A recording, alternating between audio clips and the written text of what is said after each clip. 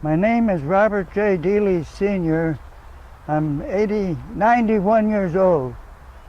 I follow the political performances of our various presidents with glee and sometimes with love, but mostly with forlorn despair. So we have today a new phenomenon on the scene by the name of Donald Trump.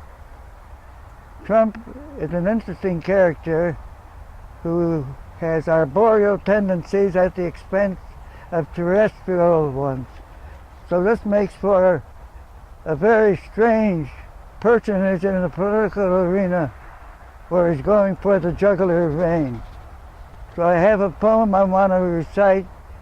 I first recited it back in 1960 when John Kennedy ran against Nixon, and it went out pretty good.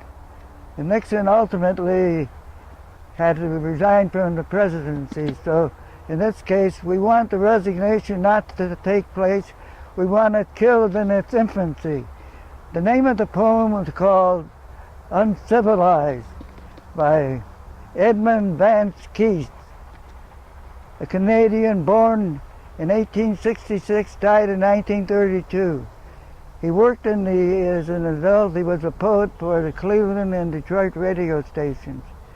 And he was an advocate of the single tax theory, which has been sorely neglected in American politics. And it's something that should be remedied in due time. So anyway, we'll go ahead with the poem. It's called, again, Uncivilized. An ancient ape, once upon a fiscal ape, not ancient, fiscal ape, by the name of Donald Trump, once upon a time disliked exceedingly to climb. So he picked himself a tree and said, now this belongs to me.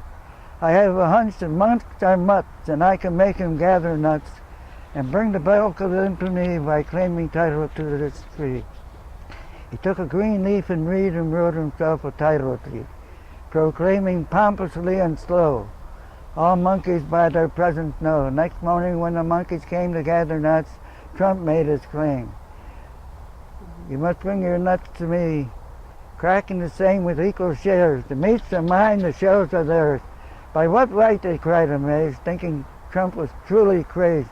By this he replied, if you will read, you will see it is a title deed, made in precise and formal shape and form before a fellow ape, exactly on the legal plan used by that wondrous creature man in New York, in Tokyo, London, New York, Glengarry, Kalamazoo, and Court. Unless my deed is recognized, it proves you quite uncivilized. But, said one monkey, you will agree it was not you who made the tree, nor said Trump, serene and bland as any owner created land, yet all of its hereditaments are his in figure and wrench. The puzzled monkey sat above. They could not make the question out.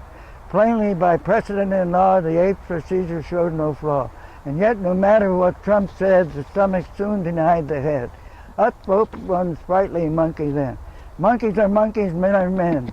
Trump should try his legal capers, and men who do respect his papers. We don't know deeds, but we do know nuts, and in spite of ands and ifs and buts, we know who gathers and unmeets them. By monkey practice also eats them. So to tell Trump and all his flunkies, no man tricks can be tried on monkeys. Thus monkeys still climb to get their food, since monkeys' minds apes still climb to get their food, since monkeys' minds are crass and crude. And monkeys also ill-advised still eat their nuts uncivilized. While Trump and fellow fiscal apes continue to pummel the helpless masses and in the process fail to provide Vaseline for their unprotected keisters. Amen. Nailed it, Robert.